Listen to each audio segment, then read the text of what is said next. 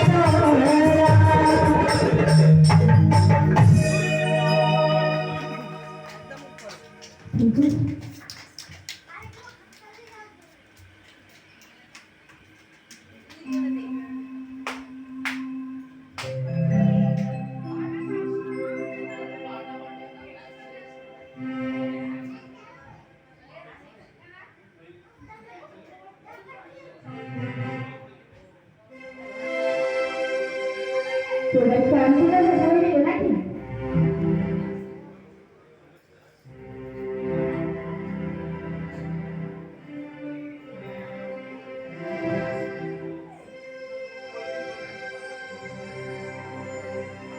तो कथे गले ऊपर भगवान नीचे माइकमैन